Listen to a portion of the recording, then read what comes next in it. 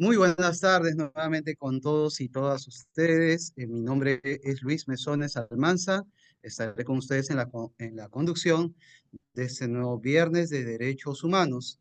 En primer lugar, quiero hacer extensivo el saludo de nuestra directora general, Jimena Pinto Lafuente, ¿no? Quien se disculpa por no estar presente en este importante evento.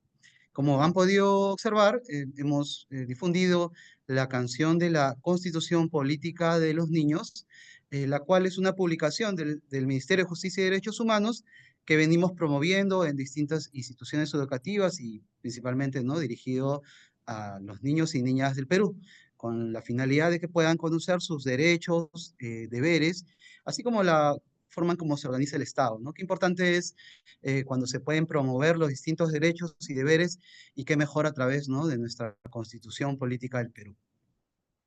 Bueno, antes de empezar, quiero, ¿no?, decirles que hoy, 11 de abril de 2025, tenemos el honor, ¿no?, de abordar un tema clave en lo que respecta a la protección de los derechos humanos, como tiene que ver la corrupción y derechos humanos, la necesidad de la imprescriptibilidad en los casos más graves. Queremos informarles que no es necesario registrar su existencia en el chat, ya que la plataforma Zoom registra el tiempo de permanencia en la sala.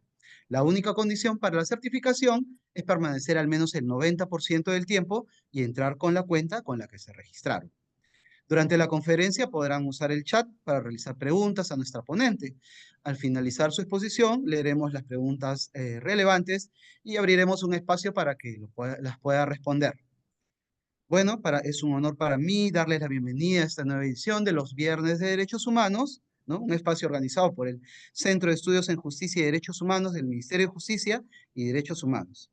En esta ocasión, como mencioné, abordaremos el tema, ¿no?, sobre la lucha contra la corrupción y los derechos humanos, ¿no?, y la importancia que tiene la imprescriptibilidad en estos casos, principalmente los más graves.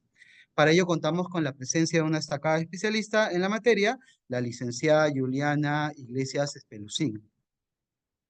La licenciada es abogada por la Pontificia Universidad Católica del Perú, con una especialidad en prevención y control de la corrupción. Ha seguido estudios de maestría en análisis y prevención de la corrupción en la Universidad Internacional de La Rioja, en España. Y actualmente cursa una maestría en Derecho Penal y Procesal Penal en la Universidad Carlos III de Madrid. Su trayectoria académica se complementa con su labor como investigadora del grupo de PECO, de la misma casa de estudios, la PUC, especializado en Derecho Penal, corrupción y en otras formas de criminalidad organizada. Juliana Iglesias también ha trabajado en la Fiscalía Penal Corporativa del Ministerio Público, lo que le ha permitido acumular una valiosa experiencia en la lucha contra la corrupción. Agradecemos su participación en esta conferencia y queremos darle la bienvenida. Licenciada Juliana Iglesias Espelucín, eh, le cedo el paso a usted para su exposición. Muchas gracias.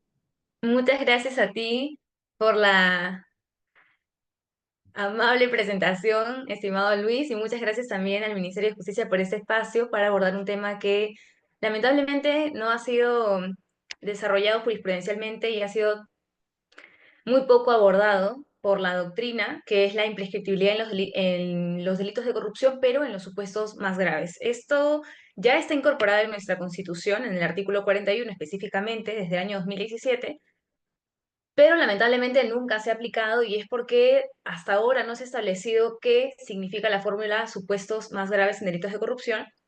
Y en esta presentación vamos a intentar darle alguna respuesta bajo un enfoque, una perspectiva de derechos humanos. Entonces, para poder iniciar, les voy a comentar cuál será el mapa de ruta que vamos a seguir el día de hoy. Primero vamos a hablar de aspectos generales en delitos de corrupción, porque es importante establecer cuál es el vínculo entre corrupción y derechos humanos. Entonces vamos a ver cuál es el bien jurídico protegido y a qué responde además el bien jurídico protegido.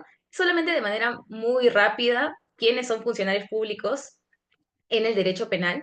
Luego vamos a abordar la figura de la prescripción, luego las críticas a la imprescriptibilidad, porque sí se han presentado varias críticas, tanto a la duplicidad de plazo como la imprescriptibilidad en algunos delitos, y finalmente, ¿cuál es el vínculo de un acto de corrupción con derechos humanos?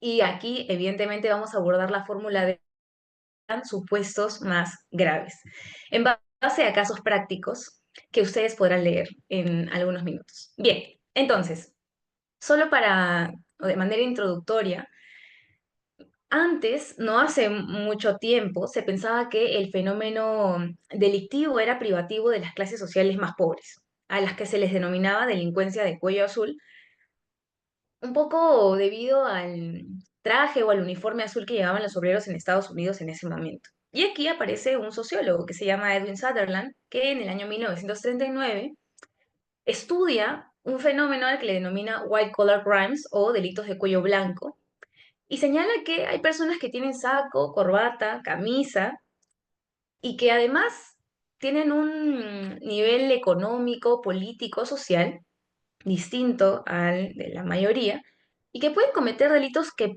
incluso serían más lesivos que un delito de hurto, un delito de robo, un delito de estafa, por ejemplo.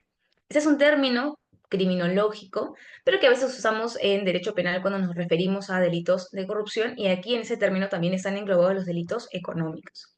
Y les cuento esto porque a día de hoy, a veces cuando abordamos casos de corrupción, colusión, negociación incompatible, peculado, concusión, cohecho, el delito que se les ocurra, no pensamos que realmente es tan lesivo como lo sería otro tipo penal. Pero es porque a veces no comprendemos cuál es el impacto verdadero de los delitos de corrupción, no solamente en un Estado democrático de derecho, sino incluso en la vida, la integridad de las personas o alguna comunidad. Ustedes saben que en los instrumentos internacionales no hay una definición respecto de qué significa corrupción y que usualmente en los trabajos se cita mucho la definición por Transparencia Internacional, que además es bastante amplia y por lo tanto nos permite subsumir varios supuestos. El abuso del poder para beneficio propio.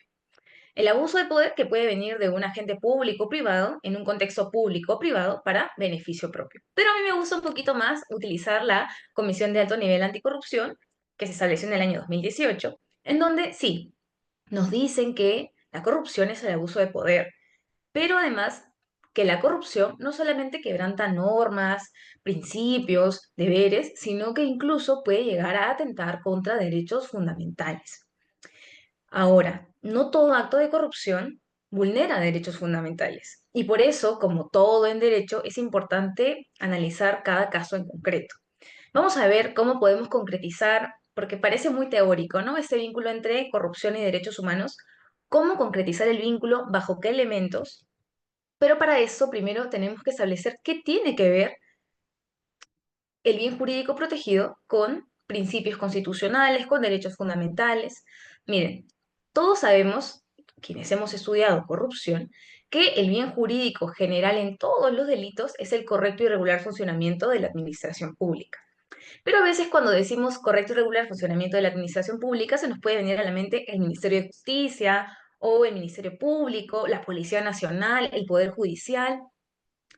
Eso no es el correcto y regular funcionamiento de la administración pública, sino que significa la labor que desempeñan los funcionarios y servidores públicos, de manera ideal en un Estado de derecho, en un Estado constitucional, para poder cumplir con un rol prestacional. ¿Qué significa? Eso es importante. ¿Qué significa rol prestacional? Es que el Estado tiene la obligación de satisfacer las necesidades básicas de la población. El Estado tiene la obligación de efectivizar los derechos fundamentales establecidos en la Constitución. Si no, la Constitución solamente se presenta como una carta de buenas intenciones. ¿Y para qué se cumple ese rol prestacional? Para poder cumplir y alcanzar los objetivos constitucionales. Por eso, cuando hablamos de correcto y regular funcionamiento de la administración pública, no nos quedamos solo en el plano penal, sino que tenemos que acudir al plano constitucional y al plano convencional. Bien, ahora, y esto lo vamos a pasar muy rápido porque simplemente son cuestiones generales en delitos contra la administración pública, en delitos de corrupción. Ustedes saben que los delitos de corrupción son delitos especiales porque para imputar a alguien como agente, sujeto activo del delito, tiene que tener un estatus distinto al de todos los ciudadanos, ¿verdad? Tiene que ser un funcionario o servidor público. Por eso le denominamos delito especial y además cuando un funcionario comete un delito de corrupción está infringiendo un deber extrapenal que le ha sido otorgado por razón de este estatus que tiene y por la vinculación funcional que tiene con el objeto del delito. Bueno, y solamente para terminar con los aspectos generales, Funcionario y servidor público en el derecho penal es completamente distinto a lo que conocemos en las otras ramas, civil, administrativo, laboral, porque aquí manejamos un concepto amplio. Entonces, tenemos dos convenciones internacionales importantes, que son la Convención de Naciones Unidas contra la Corrupción y la Convención Interamericana contra la Corrupción. Pero estas convenciones tienen definiciones demasiado amplias que tenemos que concretizar en dos elementos: el título habilitante y el efectivo desempeño de las funciones públicas. Título habilitante: un funcionario o servidor público que entra a la carrera pública por ley, por elección o por designación de una autoridad competente y que además debe efectivamente poder desempeñar estas funciones. Ya, hasta ahí los aspectos generales en delitos de corrupción. Vamos a pasar con la figura de la prescripción porque para eso hemos venido, para abordar la imprescriptibilidad en los supuestos más graves. Todos sabemos que prescripción se divide en prescripción ordinaria y prescripción extraordinaria, ¿verdad? La ordinaria se regula en el artículo 80 del Código Penal y la extraordinaria en el 83. La ordinaria tiene el tiempo máximo se cumple con el máximo de la pena. Y la extraordinaria, por otro lado, es el máximo de la pena más su mitad. Aquí es importante establecer cuáles son las fundamentaciones que se dan para la figura de la prescripción, que además se presenta como una garantía de autolimitación que tiene el Estado para ejercer la potestad punitiva en un plazo legal. Si es que se cumple este plazo y el Estado no ha ejercido el jus puniendi, entonces pierde esa potestad. Hay diferentes posturas que sustentan por qué debe existir la prescripción. Por ahí algunos dicen que por seguridad jurídica, otros que la prescripción realmente es una sanción que se le impone a las autoridades, a los funcionarios públicos, por el hecho de no haber cumplido el plazo legal establecido, ya sea por negligencia o por desidia. Y por ahí otra postura nos dice que realmente el fundamento de la prescripción es que se busca un proceso penal sin dilaciones.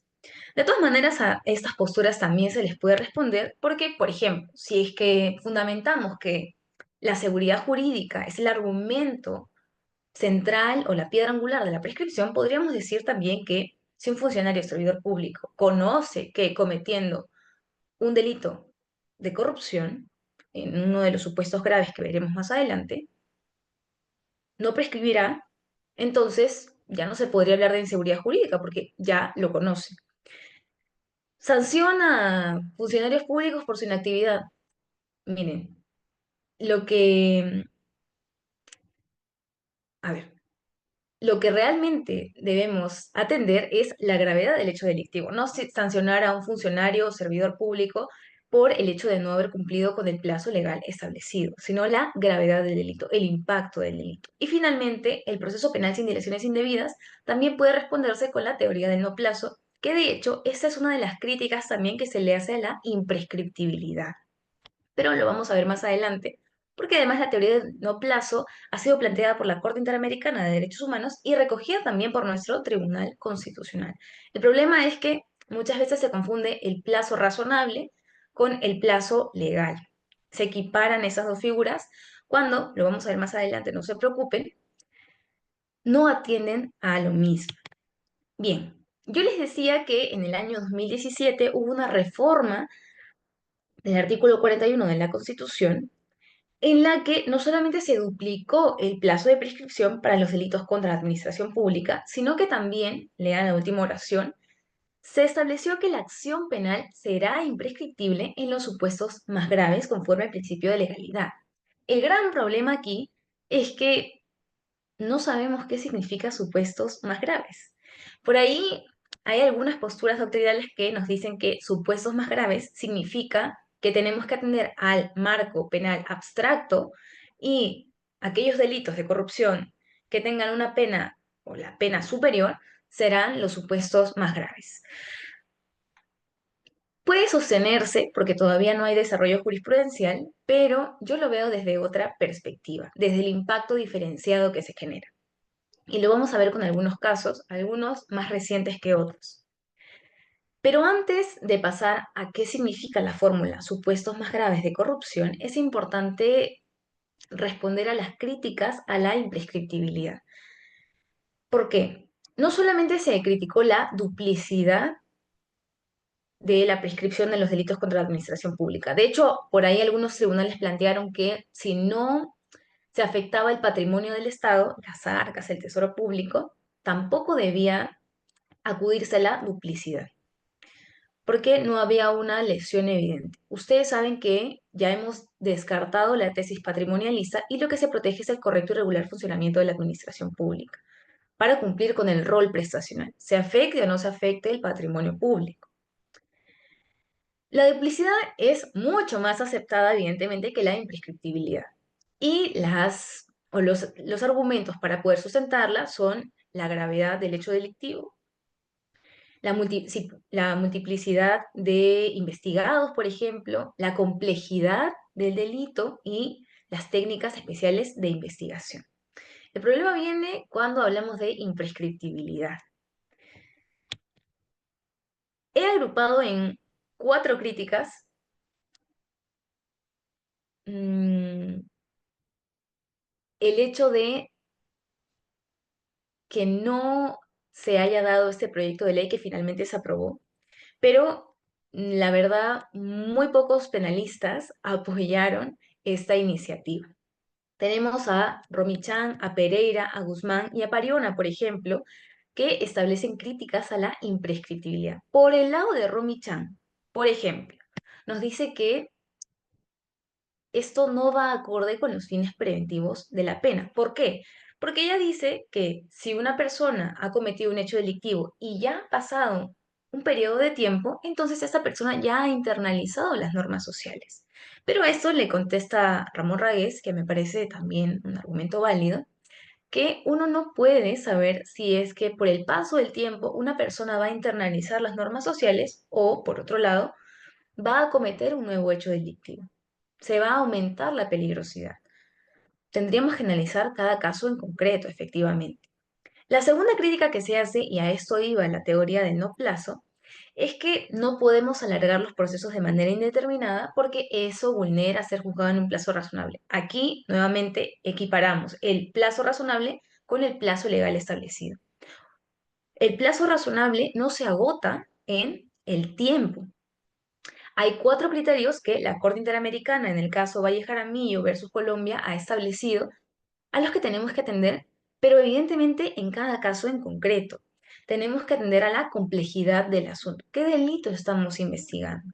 Es lo mismo investigar un delito de robo simple o hurto simple o estafa que investigar un delito de colusión que involucra a funcionarios públicos.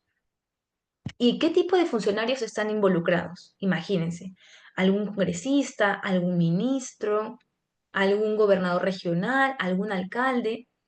Luego, actividad procesal del investigado, y eso es algo que se obvia muchísimas veces. Porque claro, siempre se atiende a la conducta de las autoridades, pero también tenemos que ver si estamos frente a defensas técnicas que interponen muchísimos incidentes. ¿Qué pasa si estamos frente a defensas técnicas que interponen 40 apelaciones, que amedrentan colaboradores eficaces, testigos, o que tienen en el gobierno algún vínculo con jueces, con fiscales, con el Congreso, por ejemplo? ¿Será lo mismo investigar un caso de esa magnitud? Evidentemente no. También tenemos que ver, evidentemente, la duración del procedimiento. Pero a lo que quiero llegar es que no solamente tenemos que centrarnos en el tiempo legal establecido, sino que es importante ver las características concretas del caso que estamos analizando, del caso que se está investigando. Cada caso de corrupción, sobre todo, es un caso distinto y por lo tanto no podemos equiparar un caso de corrupción, sobre todo alguno en donde podemos ver que están involucrados funcionarios con altos cargos públicos, que un caso de corrupción en donde vemos a un particular, por ejemplo, ustedes saben la diferencia entre macrocorrupción y microcorrupción, ¿verdad? Que al final todo es corrupción, por si acaso, ¿ah? No es que una esté más justificada que otra, pero la microcorrupción se da en las esferas sociales, es algo que lamentablemente es tolerado también, que podríamos decir, no sé, una persona que no quiere que le impongan una papeleta, le ofrece a un policía 200 soles. Ese podría ser un acto de microcorrupción. Otra cosa es que, por ejemplo, un presidente se vea involucrado en actos de corrupción porque es la más alta esfera pública del Estado, ¿verdad? No vamos a equiparar ese tipo de casos. Por lo tanto, tenemos que atender a la particularidad de cada caso en concreto, nuevamente. Eso no es una regla general. La teoría del no plazo se hace analizando caso por caso. Bien, la siguiente crítica que se hace es que esto colisiona con el principio de humanidad. Pero aquí tenemos que establecer cuál es el impacto real que genera este hecho delictivo. Los supuestos más graves, lo veremos más adelante, están contemplados solo para aquellos casos en donde hay una afectación muy grave a un grupo en situación de vulnerabilidad o hay un contexto, por ejemplo, de asistencia social o de calamidad pública, no para todos los supuestos de corrupción. Entonces, tenemos que atender al nivel de afectación, al impacto diferenciado que genera este acto corruptor. Y la postura de Pariona, que nos dice que no se puede equiparar los delitos de corrupción con los delitos de lesa humanidad porque la naturaleza y la gravedad de ambos son distintos. Y hay bienes jurídicos mucho más importantes, nos dice Pariona, como por ejemplo la vida o la integridad de las personas. Aquí es importante establecer que en el ámbito del derecho penal internacional ni siquiera hay un consenso de la comunidad internacional respecto de cuál es la definición de crímenes internacionales. Ellos les llaman core crimes. Y una de las definiciones amplias nos dice que para establecer que algo, que una conducta es un crimen internacional, esta conducta ha vulnerado valores compartidos por toda la comunidad, pero además estamos hablando de víctimas no solamente individuales, sino una colectividad. La propia doctrina y jurisprudencia del derecho penal internacional no tiene un consenso respecto de cuál es la diferencia entre los core crimes, los crímenes internacionales, y los treaty crimes, los crímenes transnacionales. Y de hecho, aquí también se pregunta por qué la corrupción no podría ser también un crimen internacional. También hay que nos señalan que por qué el terrorismo no podría ser también un crimen internacional, pero bueno, no vamos a entrar a eso. El tema aquí es el impacto diferenciado nuevamente que se da en contextos específicos. ¿Sí? Contextos específicos. Esto no es para todos los delitos de corrupción. Por eso el título de la ponencia y por eso también el artículo 41 señala los supuestos más graves, no todos los supuestos de corrupción. Y aquí llegamos a el vínculo, la concretización de corrupción y derechos humanos. Quiero que se tomen 30 segundos y yo también les voy a leer los titulares que probablemente veamos todos los días si ustedes entran a Twitter, bueno, ahora X, a Facebook, a Instagram, donde sea que se informen. Chincha, demoran juicio contra alcalde mientras colegio se cae. Sedapal, denuncian que agua potable destinada a Jicamarca es usada para llenar piscinas. Fiscalía investiga mafia que cobraba hasta 82.000 soles por cama UCI en Hospital Almenara. Y algo más reciente, Caliwarma, denuncian que se entregó conservas con carne de caballo a escolares de zonas alejadas de 4 regiones del Perú. Todos estos casos tienen que ver con corrupción. Y en todos estos casos hay un impacto diferenciado por las víctimas de las que estamos hablando y por el contexto en el que se desarrollaron. Vamos a ver el caso de Sedapal, que me parece un caso muy interesante, poco tratado además, me parece que siguen diligencias preliminares, pero lo vamos a ver más adelante. Solamente quiero que se queden con estos titulares, porque a veces cuando hablamos del vínculo entre corrupción y derechos humanos, lo teorizamos muchísimo y decimos que afecta el Estado democrático de derecho, que afecta a derechos fundamentales, pero en la práctica, en la realidad, eso es lo que origina la corrupción. Bien, el Estado peruano tiene obligaciones en materia de derechos humanos. Tiene 4 obligaciones, conforme con los convenios. La obligación de respetar, la obligación de garantía, la obligación de igualdad y no discriminación y la obligación de implementación.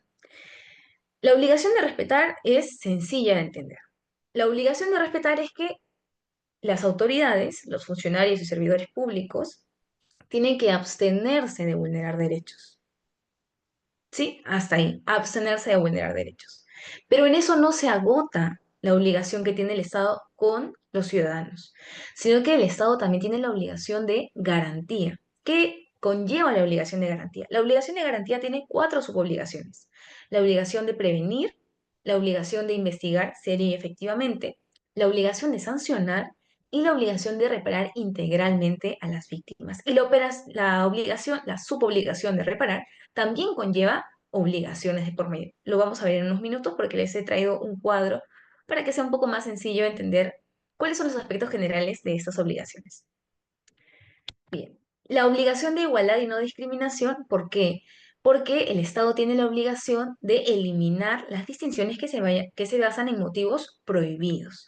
Y finalmente, la obligación de implementación, porque el Estado tiene que implementar su normativa interna conforme los tratados internacionales. Esas son las cuatro obligaciones que tiene que cumplir el Estado peruano en materia de derechos humanos. Muy bien. Y nuevamente regresamos al ámbito de derecho internacional de los derechos humanos. ¿Por qué? Porque cuando hablamos de supuestos más graves de corrupción, estamos hablando de una grave afectación a derechos humanos. Y este es un término del derecho internacional, una grave afectación a los derechos humanos. Hay una infracción de los derechos humanos por derecho convencional o por derecho consuetudinario que también conlleva a que a la afectación o a la vulneración de las obligaciones en materia de derechos humanos. Y esto trae como consecuencia la exigencia de una sanción, la exigencia de un castigo para los responsables que debe permanecer vigente a lo largo del tiempo. Sin importar, nos dice en el caso Almonacid Arellano y otros versus Chile, el tiempo o el momento de su comisión. Hay dos elementos que nos permiten concretizar el vínculo entre corrupción y derechos humanos, y lo ha desarrollado Nash, lo ha desarrollado Rojas, también lo ha desarrollado Ivana Novoa, Renata Bregaglio. Son dos elementos importantes, el nivel de causalidad y el nivel de víctima. El nivel de causalidad. Antes de eso, yo les dije al inicio de la ponencia que no todo acto de corrupción genera una afectación o una vulneración a derechos humanos. Y eso es importante tenerlo claro porque tenemos que analizar cada caso en concreto. Y nuevamente, cuando hablamos de supuestos más graves de corrupción, estamos hablando de graves afectaciones a derechos humanos. ¿Sí? Muy bien. Entonces, la concretización del vínculo se da en base a dos elementos, nivel de causalidad y nivel de víctima. En el nivel de causalidad tenemos el nivel de causalidad directa y el nivel de causalidad indirecta. En el nivel de causalidad directa tenemos el acto de corrupción como un generador inmediato del daño. Y en el de causalidad indirecta es un antecedente esencial para generar la vulneración. Y respecto de las víctimas, tenemos víctimas de primer orden y víctimas de segundo orden. Las víctimas de primer orden son las víctimas determinadas o determinables. ¿Sí? Y las víctimas de segundo orden se les denomina a la sociedad. Y aquí también se afecta el cumplimiento de las obligaciones en materia de derechos humanos. Ahora vamos a ver el caso de Sedapal. Se los voy a contar de manera bastante rápida porque es uno de estos supuestos que podría entrar en supuestos más graves en delitos de corrupción. Estamos en el contexto de la pandemia. Ojo, pandemia, COVID-19, todos encerrados en nuestras casas. Y hay una comunidad, la comunidad de Jicamarca, que hasta ese momento no cuenta con agua potable.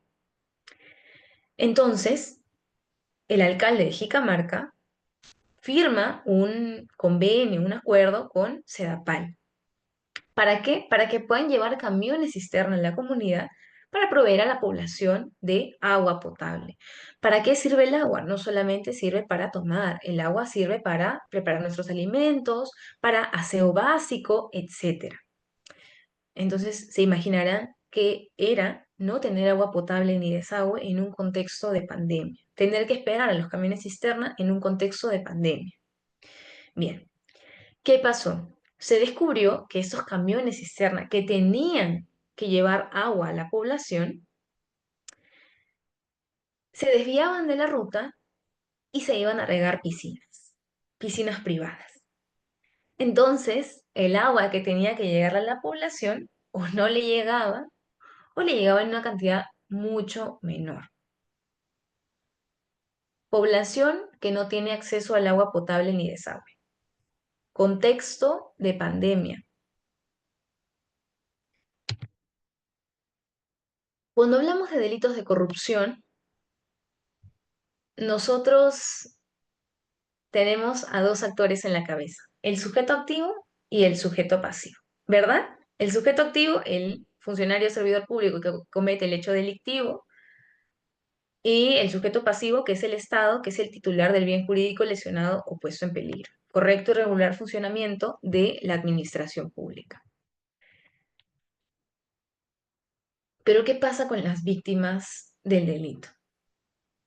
¿Qué pasa con esta comunidad que se quedó sin agua potable durante la pandemia?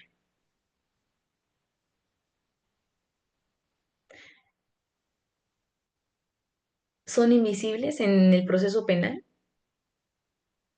¿Qué pasa con los niños intoxicados? ¿Son invisibles en el proceso penal? ¿Qué pasa con las personas que no pudieron acceder a una cama UCI en pandemia?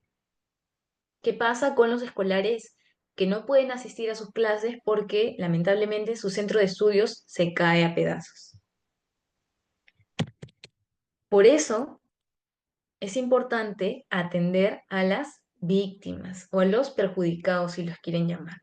Sí, hay un sujeto activo y un sujeto pasivo, pero también tenemos que establecer cuál es el objeto del delito. Nosotros tenemos un objeto formal y un objeto material. El objeto formal es el bien jurídico, pero en el objeto material vemos la acción sobre la acción desplegada y sobre qué objeto recae. Puede recaer sobre el patrimonio o el tesoro público, las arcas del Estado, pero también puede recaer en personas. Y estas personas no pueden quedar fuera del proceso penal. Necesitamos un proceso penal con una perspectiva de derechos humanos. Necesitamos un proceso penal que cumpla con las obligaciones de derechos humanos. Necesitamos un proceso penal que responda efectivamente a las víctimas de los delitos de corrupción.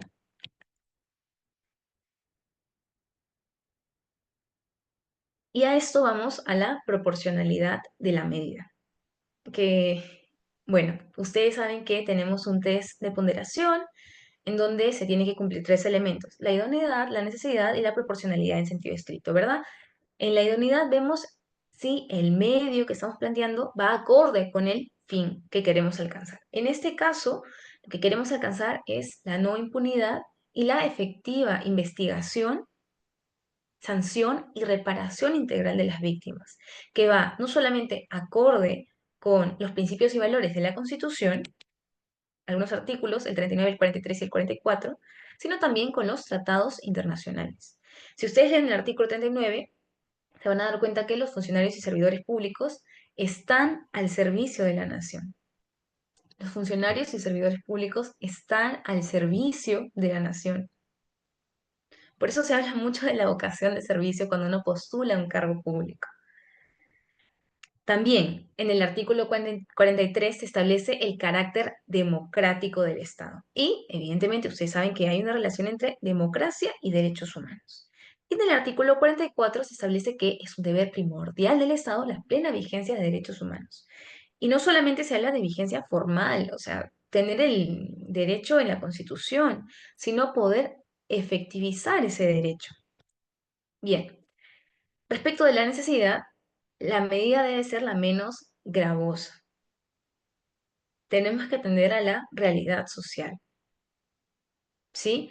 Aquí, y de nuevo, no estamos hablando de cualquier acto de corrupción que genere cualquier tipo de impacto. Estamos hablando de graves afectaciones a derechos humanos que se dan en un contexto específico, con víctimas específicas. que vamos a ver ahora qué significa supuestos más graves en delitos de corrupción. Y finalmente, la afectación al derecho tiene que ser menor. La afectación al derecho tiene que ser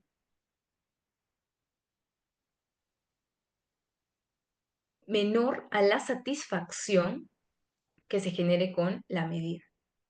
Y aquí, evidentemente, lo que buscamos es que se cumplan los derechos humanos, los derechos fundamentales.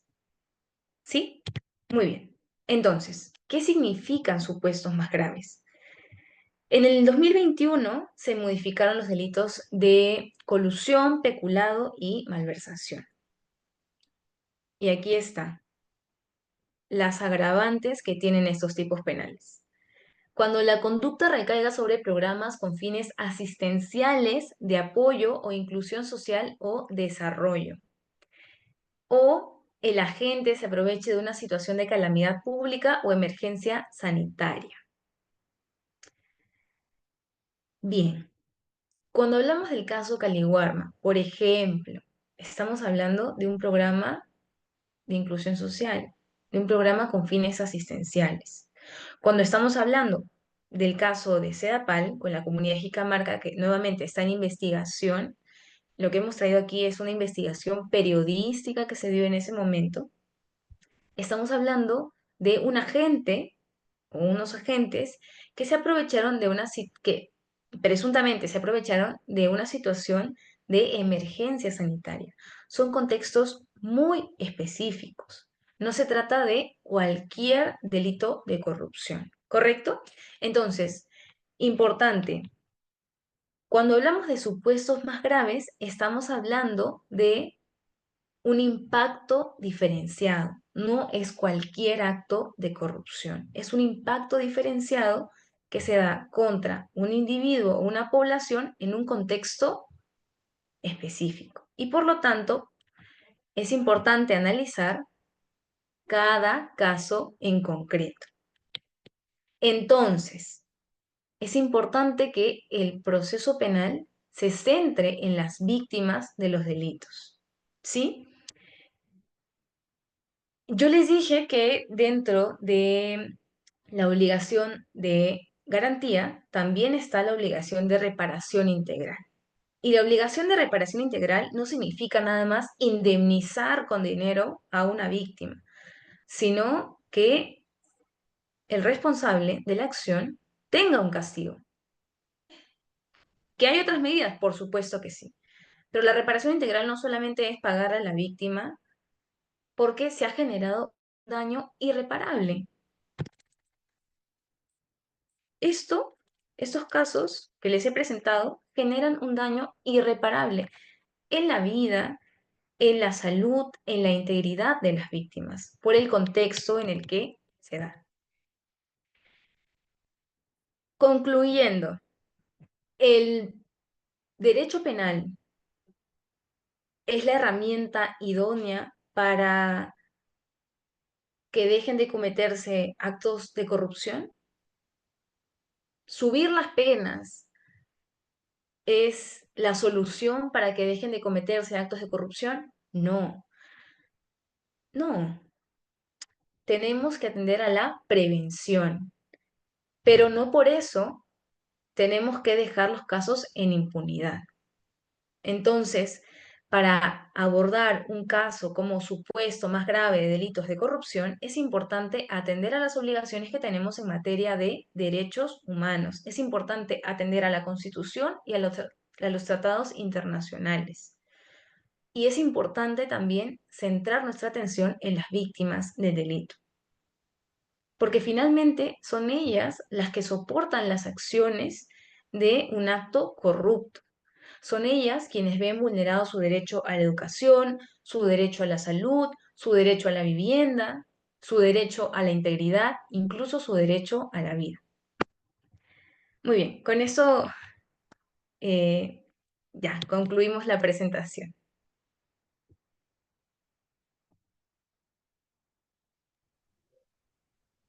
Muchas gracias a nuestra ponente Juliana Iglesias, Lucín, por su presentación. Antes de continuar con el bloque de preguntas, pueden todavía tomarse un tiempo para ir enviando sus preguntas, ¿no? Para que la ponente pueda responder. Mientras tanto, solamente queremos informarles que a través de nuestro webinar chat estamos publicando el link del Centro de Estudios en Justicia y Derechos Humanos, propiamente de nuestra cuenta de LinkedIn, donde ustedes podrán encontrar la diversa oferta educativa que ofrece el Centro de Estudios en Justicia y Derechos Humanos, así como poder enterarse de los distintos cursos, seminarios y, claro está, las distintas conferencias que venimos impartiendo semana a semana. Asimismo, mencionarles también que ya hemos publicado también el link de nuestro chat de WhatsApp, ¿no? Donde ya venimos con nuestro segundo grupo de WhatsApp, pueden agregarse. Ustedes saben que ahí también nosotros estamos publicando los links para las inscripciones a las siguientes conferencias, ¿no? Asimismo, también publicamos, ¿no?, las presentaciones que se vienen dando. Una vez concluida esta presentación, también se estará pasando por ahí el PPT de nuestra ponente. Y finalmente, ¿no?, indicarles, ¿no?, que hemos también publicado un link acerca de nuestra biblioteca virtual, ¿no?, donde ustedes pueden encontrar, ¿no?, igualmente, ¿no?, nuestra oferta educativa, pero además otros documentos distintos respecto, pues, a los documentos que se vienen elaborando en el Ministerio de Justicia y Derechos Humanos. Ok, también, bueno, para finalizar, también les comentamos que acabamos de colgar también el link de la encuesta de satisfacción de esta conferencia, donde ustedes podrán señalar, ¿no?, qué les pareció, ¿no?, dar su opinión respecto y a la vez también recoger, ¿no?, en qué cuestiones podríamos mejorar para las siguientes presentaciones y también, ¿por qué no?, sugerir distintas temáticas, ¿no?, que venimos abordando semana a semana, obviamente siempre eh, abordando un tema sobre los derechos humanos o que es transversal al mismo tema. ¿Ok? Entonces vamos a empezar con las preguntas. La primera pregunta, doctora, sería, dice, ¿qué tipos de derechos humanos son más vulnerados como consecuencia directa de la corrupción? Bueno, y de nuevo, hay que analizar cada caso en concreto, pero en los casos que, por ejemplo, vamos a ver los casos que yo les he puesto, porque la verdad es que hay muchos, hay muchísimos, pero, por ejemplo, aquí demoran juicio, a ver, demoran juicio contra alcalde mientras colegio se cae. Ese es un delito de colusión, para darles contexto, es un delito de colusión en donde el alcalde pactó con un particular para construir un colegio, pero este no lo construyó con los materiales adecuados. Y evidentemente lo hizo a un precio subvaluado. En este caso, ¿qué derecho se vulneraría? El derecho a la educación. En el caso de Sedapal, agua destinada a Jicamar que es usada para llegar a piscinas, ¿qué derecho se vulnera? El derecho al agua. Pero eso también puede conllevar a la vulneración de otros derechos, como por ejemplo el derecho a la integridad, el derecho a la salud, el derecho a la vida. Fiscalía investiga a mafia que cobraba hasta 82.000 soles. ¿Qué derecho se vulnera? Se vulnera el derecho a la salud, incluso, lamentablemente, el derecho a la vida. Caliwarma, derecho a la salud, derecho a la integridad, derecho a la vida.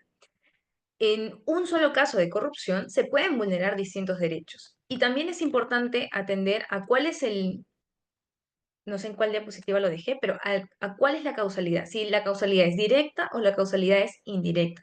Por ejemplo, ¿ustedes se acuerdan del caso? Hubo un caso en donde dos jóvenes quedaron atrapados, lamentablemente, me parece que fue en las Malvinas, que quedaron atrapados, que no tenían condiciones laborables óptimas, que se incendió y que nadie pudo rescatarlos.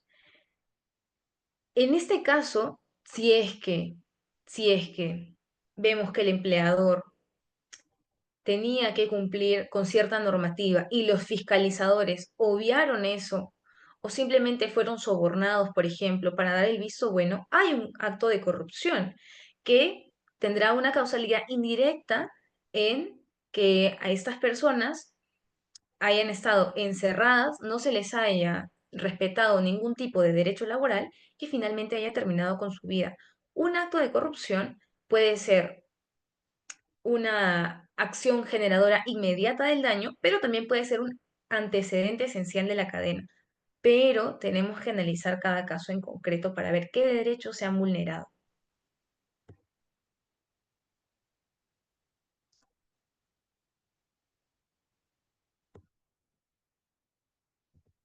Sí, continuamos con las preguntas. La siguiente pregunta dice, ¿por qué es importante dejar de ver la corrupción solo como un problema administrativo y entenderla como una violación a los derechos humanos? Bueno, creo que ver la corrupción solo desde un punto administrativo es no entender cuál es el bien jurídico protegido en la corrupción. Y por eso justo veíamos los aspectos generales de los actos o los delitos de corrupción. Porque cuando hablamos de corrupción, no solamente estamos hablando de una afectación a las arcas públicas, al tesoro público, al dinero del Estado. Lo que tenemos que preguntarnos es, ¿ese dinero del Estado que se destina a los bolsillos de un funcionario o servidor público, ¿para qué estaba ahí? Y ese dinero estaba ahí para cumplir con el rol prestacional. ¿Para qué? Para construir carreteras, para construir hospitales, para construir colegios. Ese dinero no es un dinero que simplemente desaparezca y algo no se deje de cumplir. Ese dinero está destinado a efectivizar los derechos fundamentales que están establecidos en la Constitución. Si nosotros no tenemos colegios, si no tenemos hospitales, ¿cómo efectivizamos el derecho a la educación y a la salud, por ejemplo? O si tenemos hospitales, pero no tenemos las medicinas adecuadas. Ustedes vieron hace 2 meses, 3 meses, se denunció que muchos jubilados iban, pedían medicinas y les decían que las compraran ellos. ¿Se puede efectivizar correctamente un derecho a la salud si es que el Estado no brinda las medicinas necesarias a personas que no tienen recursos económicos para poder adquirirlas de mano propia? No. Entonces es importante entender que una cosa es lo que está en la Constitución, que son los derechos fundamentales y que evidentemente tenemos que respetarlos, pero otra cosa es que estos se efectivicen en todos los casos. ¿Todas las personas tienen acceso a una educación de calidad? No. ¿Todas las personas tienen acceso al agua potable? Acabamos de ver un caso y vemos que ahora, bueno, eso fue en pandemia, pero ahora, hasta 2024, no todas las comunidades tienen acceso a agua potable y desagüe. Y esa no efectivización de derecho conlleva a otras vulneraciones de otros derechos. Entonces es importante que el derecho penal no solamente se enseñe desde la perspectiva penal, sino también desde un paradigma o desde una perspectiva de derechos humanos. El derecho penal está limitado por los principios constitucionales y por los tratados internacionales. El derecho penal no se ejerce de manera autónoma. Pero bueno, por eso es importante verlo desde un punto de vista de derechos fundamentales y no solamente desde un punto de vista administrativo. Muchas gracias por su respuesta. Continuamos con las preguntas. Dice, en el contexto peruano, la imprescriptibilidad de los delitos más graves de corrupción podrían ser compatibles con el principio de legalidad penal y el derecho a la seguridad jurídica. Ya, eso es lo que repasamos en la institución de prescripción.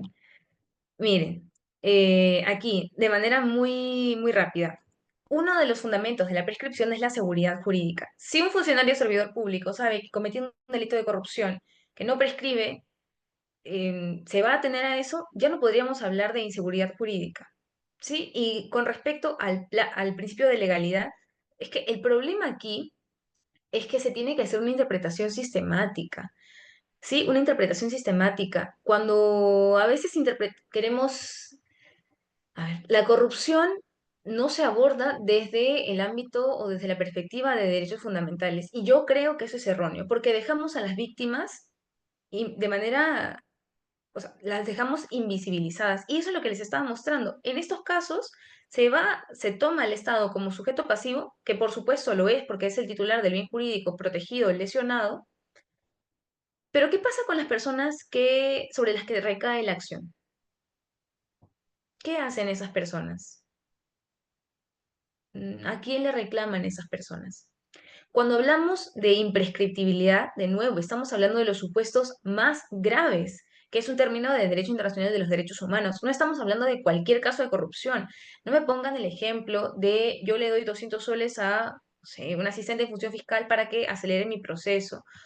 No, ese no es un supuesto grave de un delito de corrupción. Estamos hablando de contextos específicos, de agravantes específicas que están en los delitos de colusión, de peculado y de malversación, y que yo creo que deberían extenderse a los delitos de corrupción, a los demás delitos de corrupción. Y respecto del plazo, es importante entender que el plazo razonable no solamente es el tiempo legalmente establecido, el tiempo legalmente establecido es uno de los criterios que se tienen que tomar en cuenta, pero también tenemos que tomar en cuenta cuál es la actitud de las autoridades y cuál es la actitud del investigado o de la investigada y la complejidad del proceso.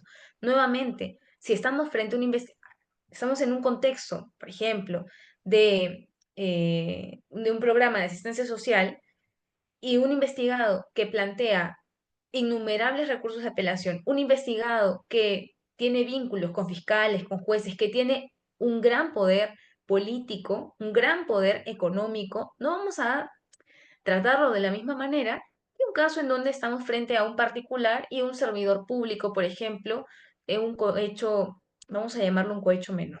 Sí, que al final todo es corrupción, por si acaso aquí tolerancia cero con la corrupción, por favor, pero son supuestos completamente distintos.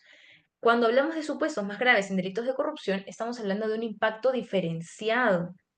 El artículo 41 de la Constitución no se refiere a cualquier supuesto, se refiere solamente a los supuestos más graves. Ya, eso. Ok, continuamos con la siguiente pregunta. Indican, dice, tratándose de faltas graves de actos de corrupción que afectan los derechos humanos, ¿está de acuerdo en que se fijen un mínimo de 10 UIT? Yo creo que,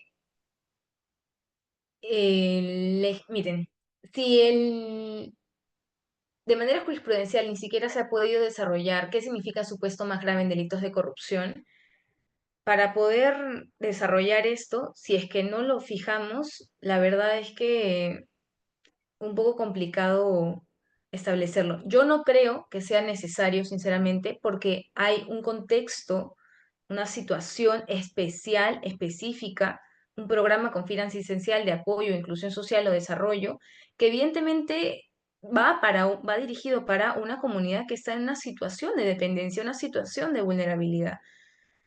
No considero que la ganancia involucrada tenga que ser de 10 unidades impositivas tributarias, pero nuevamente creo que eso es un rezago de ver como bien jurídico protegido cuando se comete un acto de corrupción el patrimonio, que es algo que yo creo que ya ha quedado superado, pero que lamentablemente a día de hoy, si no se entiende correctamente el bien jurídico, correcto y regular funcionamiento de la administración pública, si no se entiende, si no se analiza desde una perspectiva de derechos fundamentales, muchas veces lo equiparan con el impacto o el perjuicio que se causa a las arcas públicas. Entonces, yo no creo que sea necesario, la verdad, pero es complicado pedirle quizás a nuestros operadores jurídicos que analicen los supuestos de corrupción bajo un paradigma o una perspectiva de derechos humanos. A día de hoy no hay un solo caso en donde las víctimas hayan sido incorporadas al proceso en actos de corrupción. Uno solo. Y esta teoría de la vinculación entre corrupción y derechos humanos no es del 2025, ni del 2024, ni del 2020, viene de mucho más atrás. El problema es que no se sabe cómo concretizar el vínculo. Y por eso estas propuestas, y por eso estos espacios del Ministerio de Justicia y de Derechos Humanos. Muchas gracias. Continuamos con la siguiente pregunta. Dicen, ¿existen precedentes internacionales o estándares de la ONU que respalden la imprescriptibilidad de delitos de corrupción sistemática como violaciones a los derechos humanos? Bueno, en el caso de la Corte Interamericana de Derechos Humanos, es importante entender que se dan en contextos específicos. Un contexto de corrupción que haya visto la Corte no hay. hasta ahora no hay un contexto de corrupción. Pero es que tampoco se ha planteado, y es importante entender que no todos los países de América Latina, vamos a decir, tienen incluida esta cláusula en sus constituciones. Por ejemplo, hay países como Paraguay en donde el máximo de tiempo de prescripción es de 3 años. Y no sé, y si estamos hablando de un caso complejo de crimen organizado, lavado de activos, se puede establecer el periodo de investigación de 6 meses y de manera extraordinaria 6 meses más. La inclusión de esta cláusula o de esta fórmula legal que se hizo en Perú se ha hecho en muy pocos países, la verdad. Pero nuevamente nos preguntamos, ¿tiene sentido que se incluya esta cláusula si es que no se utiliza? La propia comunidad internacional no sabe, o no tiene un consenso respecto de por qué la corrupción no es tratado como crimen internacional, si es que también genera un impacto diferenciado. Ojo, estamos hablando de supuestos graves, ¿ah? Como crimen internacional, no estamos hablando de cualquier acto de corrupción. Pero hay definiciones que dada la doctrina en derecho penal internacional, en donde se establece una definición amplia de qué puede ser considerado como violación de los valores de la comunidad internacional. Y dentro de estos también puede calzar la corrupción. Por eso yo les decía que no hay una diferencia, no hay una diferencia en definiciones hasta ahora uniforme respecto de los core crimes, que es el núcleo duro de los crímenes internacionales, y los treaty crimes, que son los crímenes transnacionales. Entonces, si la propia comunidad internacional no tiene un consenso al respecto, pero hay varios autores que sí consideran que la corrupción debe ser tratada como un crimen internacional cuando hay una grave afectación de derechos humanos, sí podríamos sostenerlo. Ok, continuamos con las preguntas. Dice la siguiente. ¿Estaría de acuerdo con afirmar que todo delito de corrupción cometido por un funcionario público termina directa o indirectamente afectando algún derecho humano? Mm, bueno, creo que todo acto de corrupción, es que tenemos que analizar cada caso en concreto, pero lo que pasa es que, miren, puede afectarse un derecho fundamental o un derecho humano, pero de manera un poco difusa. Por ejemplo, yo me acuerdo que conversé con Elena Albites respecto, ustedes saben el caso de Odebrecht, saben el caso de las carreteras, ¿verdad? En este caso, por ejemplo, si es que una persona quiere denunciar este acto de corrupción y dice que se le ha vulnerado su derecho al libre tránsito, ¿podría interponer esta denuncia como víctima? Sería un poco complicado, ¿no? Podríamos decir que se ha vulnerado su derecho al libre tránsito si es que vemos que las carreteras no están correctamente hechas, si es que se han quedado a medias, si es que finalmente no se han hecho con un material correcto, pero es bastante difuso cómo podríamos plantear que esa persona realmente ha sido perjudicada. De manera teórica o de manera abstracta, podríamos decir que todos los casos de corrupción afectan un derecho humano. Miren, esto llevó a una corriente en los años 60 que decía que la corrupción era positiva. Había una corriente que defendía la corrupción porque decía que la corrupción combatía la burocracia estatal. Pero finalmente, la corrupción no combate la burocracia estatal, porque lo que decían, por ejemplo, era, si una persona no puede acceder al poder judicial porque, o no puede acceder el poder judicial se demora mucho en un pronunciamiento, hay un documental muy interesante del poder judicial, si ustedes lo quieren revisar por si acaso, se llama El Calvario de los Pobres, me parece, bueno, un señor lo llamó así en una entrevista que le estaban haciendo, El Calvario de los Pobres, muy interesante. Si, por ejemplo, yo quiero acelerar mi proceso, y yo voy y le pago a un juez para que lo acelere, también habría una afectación a mi derecho, porque finalmente, ¿realmente puedo hablar de un acceso a la justicia si tengo que pagar para que se me dé algún tipo de resolución? Casi todos los actos de corrupción vulneran derechos humanos o derechos fundamentales, pero para poder establecer que efectivamente hay una vulneración, tenemos que concretizar este vínculo, porque lamentablemente hay mucha teoría, pero poca práctica. No hay un solo caso en Perú en donde se aborde o se concretice el vínculo entre corrupción y derechos humanos. Y por eso justamente la propuesta de analizarlo desde dos elementos, de la causalidad y desde el nivel de víctima. Ok, continuamos con la pregunta y es más, te podría tener algo de relación con lo último comentado. Señalan, dice, ¿considera usted que para luchar contra la corrupción deberíamos priorizar un enfoque basado en políticas públicas o programas preventivos en lugar de centrarnos únicamente en el aumento de las penas? Claro, claro. Al final el aumento de una pena no soluciona el problema. Y bueno, allí podríamos hablar un poco de populismo punitivo. Para aumentar una pena tenemos que atender a la gravedad del hecho delictivo, al desvalor de la conducta. Pero aumentar una pena no conlleva a que esta conducta deje de cometerse. El derecho penal, miren, el derecho es una herramienta que responde o que debe responder a la realidad. El derecho penal no es la solución a los delitos de corrupción o a ningún tipo de delito. El derecho penal sí envía un mensaje, sí sanciona a la persona que ha cometido. Ustedes saben sus clases de derecho penal, parte general, ¿verdad?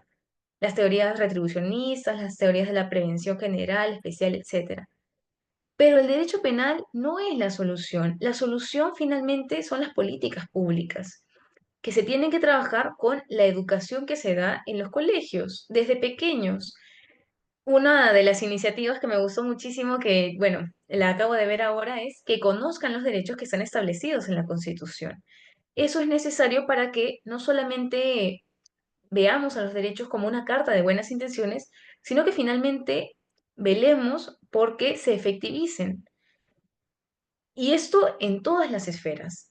El derecho penal es una herramienta, pero el derecho penal no puede hacer nada sin que exista una política pública de prevención detrás, una política pública de educación detrás, una política pública que apunte a, por ejemplo, además, la resocialización.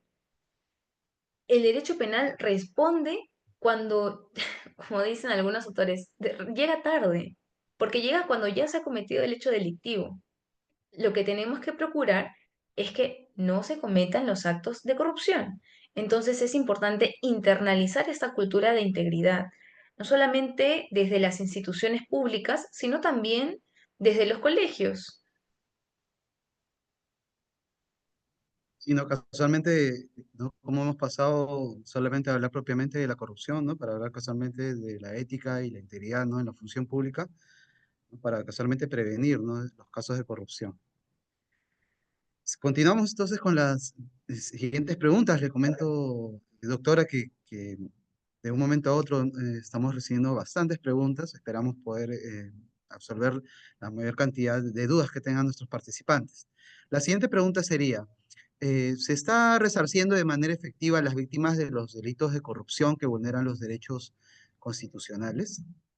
No, porque no hay una sola víctima en ningún proceso en delitos de corrupción. Solo les estaba comentando eso. Es que, claro, nosotros tenemos, a ver, esos son nuestros actores. Por eso les puse víctima en signos de pregunta, ¿no?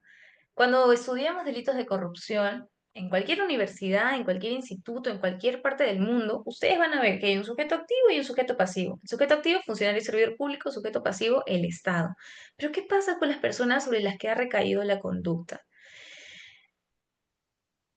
No son parte del proceso penal. Y como no son parte del proceso penal, entonces tampoco pueden reclamar algún tipo de reparación. Y yo les decía además que no solamente debemos procurar la reparación civil, o sea, la reparación de dinero, sino que es importante, y ya lo dice la Comisión Americana sobre Derechos Humanos, que reparar conlleva la restitución. Si no se puede restituir, bueno, indemnizamos, pero además conlleva la satisfacción y las garantías de no repetición.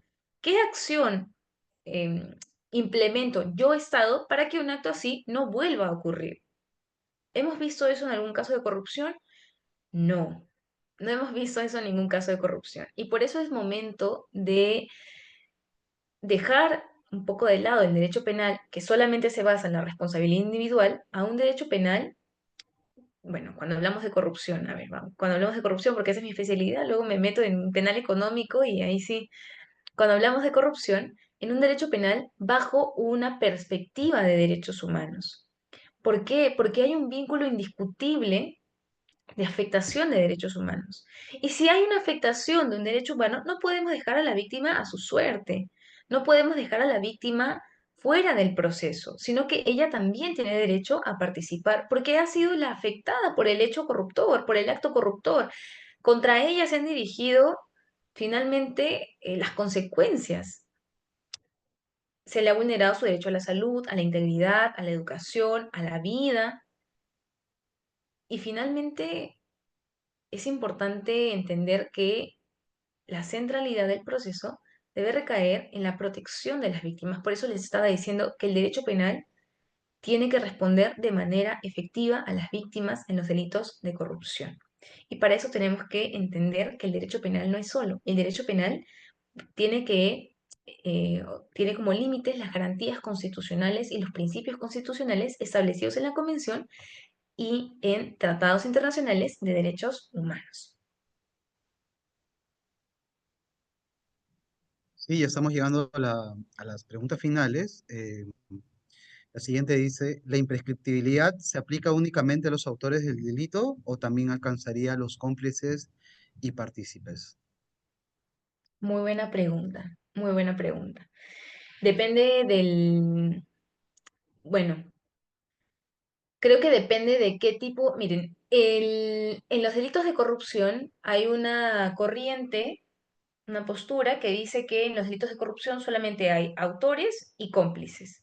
Porque ustedes saben que cuando hablamos de delitos, estos son delitos especiales, ojo. Ustedes saben que cuando estamos frente a delitos comunes, tenemos autores y la complicidad se divide en primaria y secundaria. Ya, hay autores que dicen que en los delitos de corrupción no pasa eso, que en los delitos de corrupción solamente tenemos autores y cómplices. Yo creo que en los delitos de corrupción también podemos tener un autor, un cómplice primario y un cómplice secundario. Depende de la conducta desplegada por el agente, sí es que también se le debe imponer la imprescriptibilidad. Depende de la actuación que haya tenido en la vulneración a derechos humanos. No podemos equiparar las conductas realizadas, sobre todo porque cuando estamos frente a este tipo de casos, tenemos que analizar nuevamente cada caso en concreto. Entonces, tendríamos que ver cuál ha sido la conducta desplegada por alguien calificado o catalogado como cómplice y cuál ha sido la conducta calificada por el autor. Y allí tendríamos que distinguir entre si ha sido una participación esencial o no. Sí, continuamos. La siguiente pregunta dice, ¿el sistema judicial peruano está preparado para asumir un enfoque de derechos humanos en el tratamiento de la corrupción? Bueno, el sistema judicial peruano, miren, lamentablemente todavía quedan muchos rezagos de la tesis patrimonialista, o sea, de que un delito de corrupción solamente afecta el patrimonio del Estado. Y creo que esto se debe a que lamentablemente no damos un espacio correcto para analizar los delitos de corrupción. Y por eso es tan importante la implementación de políticas públicas. No solamente desde que somos funcionarios o servidores públicos, sino desde que estamos en el colegio, en la universidad. Deberían ser cursos obligatorios. Todo abogado lleva un curso en constitucional, pero no todo abogado lleva un curso en derechos humanos. Lamentablemente, es así. Si alguien quiere ejercer derecho penal, yo sí creo que debería llevar cursos o especializaciones en derechos humanos, porque si no conocemos los tratados internacionales en materia de derechos humanos y en lucha contra la corrupción, que también además prevén medidas de prevención, de sanción, de reparación, entonces no podríamos ejercer correctamente la población, la profesión. Si el Estado está preparado, todavía hay sentencias contradictorias de todos los niveles, pero yo creo que si no está preparado, este es el momento para empezar a prepararnos desde una perspectiva de derechos humanos. Ok, la siguiente pregunta dice, ¿qué formas de reparación deberían implementarse cuando un caso de corrupción vulnera derechos fundamentales? Depende de cuál ha sido la afectación que se le ha dado a la víctima. La Convención Americana en Derechos Humanos nos dice que si es posible la restitución, la restitución. Si no es posible la restitución, entonces se le deberá dar una indemnización. Pero además de la indemnización, por ejemplo, una de las medidas que se puede dar es que el propio, la persona que ha cometido el hecho delictivo pida disculpas públicas. Esa es una de las medidas que establece la Convención. Otra medida que es importante implementar, que el Estado señale cuáles son las medidas que están siendo implementadas para que un acto similar no se cometa. ¿Eso se da? No se da. Otra medida que se debe implementar, por ejemplo, imagínense que la víctima tiene secuelas que requieren atención psicológica. Eso, atención psicológica. No solamente es el pago a la víctima, es dar un correcto seguimiento a la víctima. Si requiere atención psicológica, si requiere algún tipo de rehabilitación, si la víctima considera que necesita que se le pida disculpas por parte del agente o del autor del delito, que el Estado informe cuáles son las medidas que está tomando para que en un caso similar no vuelva a ocurrir lo que ocurrió con esa víctima. Todas esas medidas forman parte de la reparación integral. Por eso se habla de una reparación integral, no solamente se habla de la indemnización, es una reparación global, integral a las víctimas del delito, pero esa reparación se tiene que ver conforme a cuál ha sido la afectación y respecto de qué víctima estamos hablando.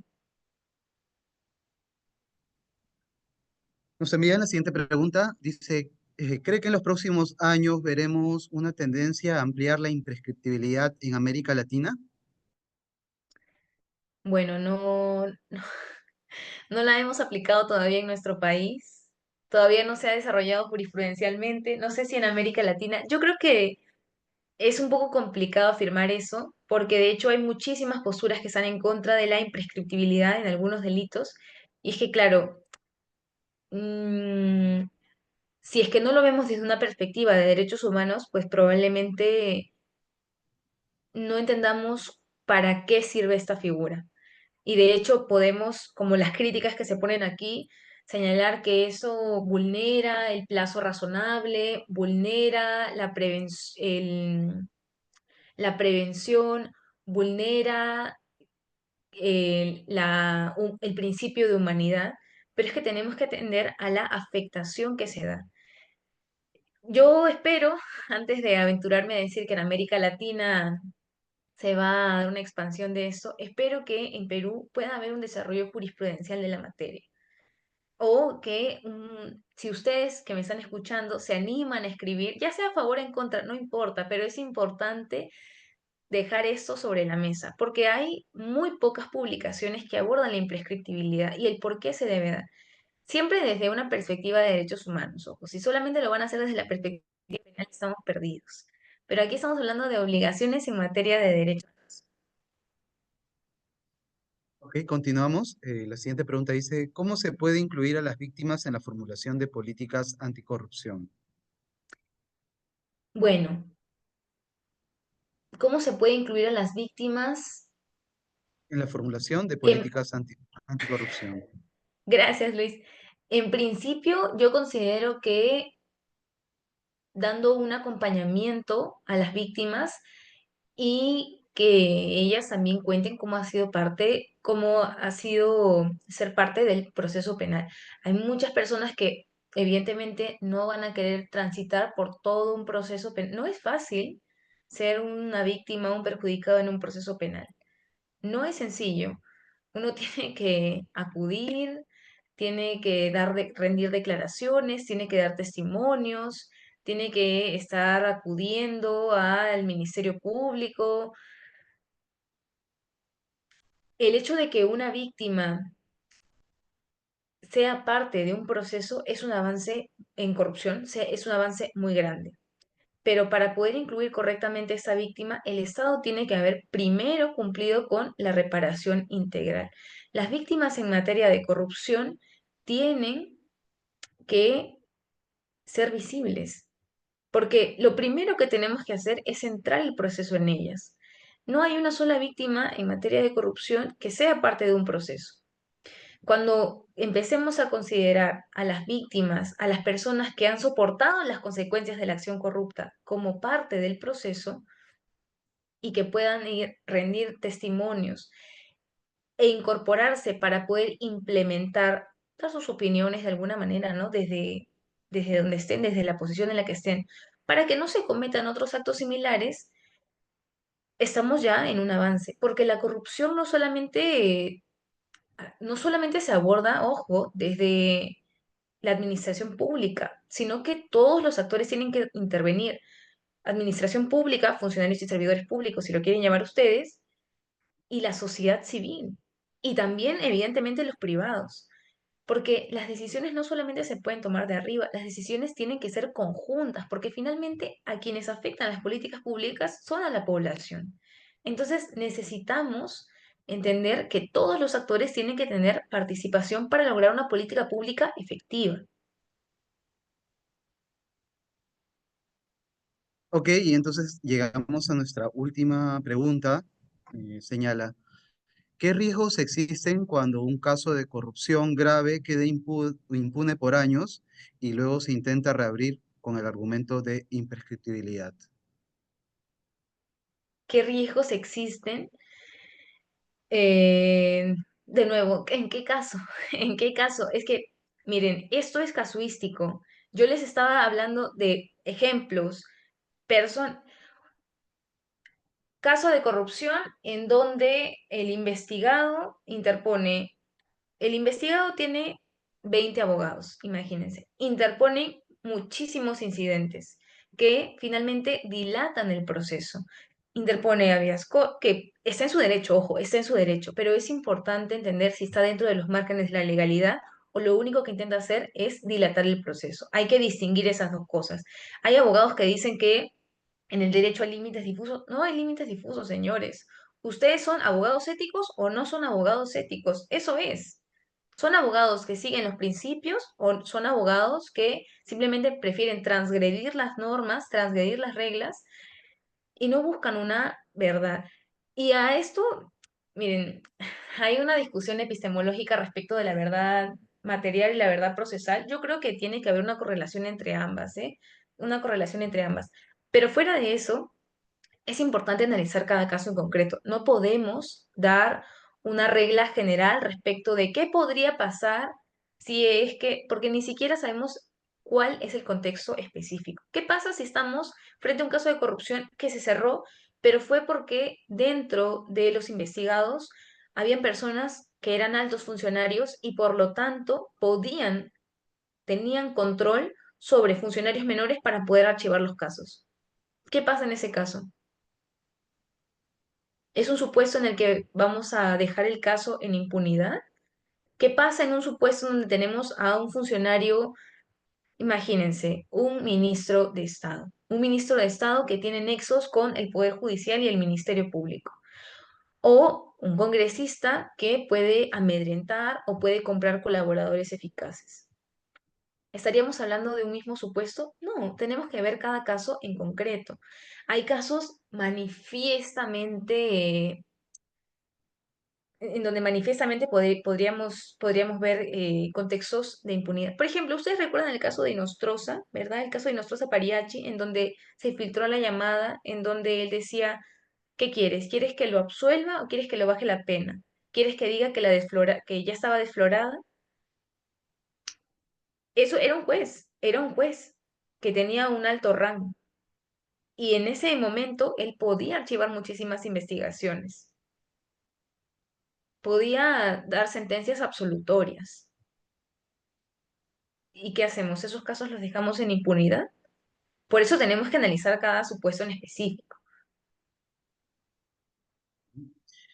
Bueno, doctor Iglesias, hemos concluido. Sin embargo, no, antes de terminar, nos gustaría pues que nos brinde algún tipo de palabras finales ideas, fuerzas o conclusiones, ¿no? Que, digamos, nuestros participantes no deberían olvidar sobre esta presentación. Y mientras que usted va pensando, ¿no? En esta pequeña breve disertación final, volverle a mencionar a nuestros participantes, ¿no? Los cuales el día de hoy queremos agradecerles porque han logrado llenar nuestra sala de 1000 personas. Indicarles, ¿no? Que desde la próxima semana contaremos ya con una sala de 3000 personas, así que pueden informarles a distintas personas que se encuentren interesadas en nuestras temáticas en derechos humanos que realizamos viernes a viernes. Y bueno, mencionarles también, ¿no? A nuestros participantes que nuevamente que hemos colgado en el webinar chat tanto los links de LinkedIn del Centro de Estudios en Justicia y Derechos Humanos, así como un link sobre nuestro chat de WhatsApp donde podrán unirse y recibir distinta información respecto a los viernes de derechos humanos. Finalmente, ¿no? Volver a mencionarte que también hemos publicado nuestra encuesta de satisfacción, donde ustedes podrán enviarnos sus sugerencias sobre nuevas conferencias, así como indicarnos, ¿no? También qué tal les pareció la conferencia que llevaron, y también indicarnos, ¿no? Si tienen alguna sugerencia nueva ¿no? El nivel de satisfacción que han tenido con esta excelente presentación. Entonces, con eso, le doy el paso a usted nuevamente, doctora Juliana Iglesias Espelucín, para que pueda darnos unas palabras finales. No, bueno, muchas gracias, Luis Alberto, por el espacio. Gracias también a David por la invitación. Y gracias a ustedes por estar aquí. Como les dije, la idea no es que el derecho penal solucione que ya no se cometan delitos de corrupción, pero sí que dé una respuesta efectiva a las víctimas, a quienes se les han afectado derechos fundamentales. Es importante no solamente atender a la responsabilidad del autor individual, sino también a cuáles son las consecuencias que se generan por un acto de corrupción. Pero estamos hablando nuevamente de supuestos graves, una grave afectación a derechos humanos.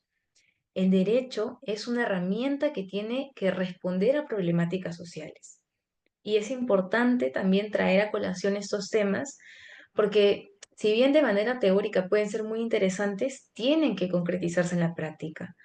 Tienen que concretizarse en la práctica teniendo como eje, como centro a las víctimas en delitos de corrupción, a las víctimas que se ven invisibilizadas, a las víctimas que ven lesionados sus derechos, pero a quienes nunca se les han reparado, indemnizado, rehabilitado. El Estado tiene que cumplir con las obligaciones en materia de derechos humanos. Al final, los derechos que están en la Constitución tienen que efectivizarse, no solamente ser una carta de buenas intenciones. Y para eso es importante entender que no todos tenemos también las mismas oportunidades, no todos podemos efectivizar los derechos de la misma manera, pero la idea con la implementación de políticas públicas es que poco a poco se logre ese objetivo. Entonces, bueno, el derecho penal, recuerden, no se ejerce de manera autónoma. El derecho penal tiene o está regido por principios constitucionales, por tratados internacionales. Y es importante que atendamos a esa normativa para poder ampliar un poco nuestro paradigma y entender que hay un vínculo indiscutible entre corrupción y derechos humanos. Y ese vínculo es el que nos lleva a replantear todos estos supuestos y entender que hay un impacto diferenciado, hay una grave afectación que se genera y que sustenta esta figura. Yo quiero concluir diciéndoles que no es que quiera postular que no es que quiera postular que nuestro sistema es terrible, pero creo que temas como estos se tienen que plantear. Yo agradezco muchísimo el espacio para que poco a poco se vayan implementando este tipo de perspectivas que son necesarias para que finalmente las personas que han sido lesionadas encuentren justicia, realmente puedan acceder a un sistema de justicia que ya no restituye la situación, pero que los escuche. Un derecho penal efectivo para las víctimas. Eso es todo. Les agradezco mucho por el espacio, mucho también por estar aquí, por las preguntas y gracias también, Luis Alberto, por la excelente moderación. Muchas gracias. Con usted fue la licenciada Juliana Iglesias Espelucín con esta brillante presentación. Agradecerles nuevamente a ustedes, a todos los asistentes por su tiempo. Y bueno, recordarles, ¿no?, que viernes a viernes venimos desarrollando estos distintos temas. Será conmigo hasta la siguiente semana. Que tengan un buen fin de semana, un buen fin de semana, Juliana, también para ti. Buenas tardes con todos y todas.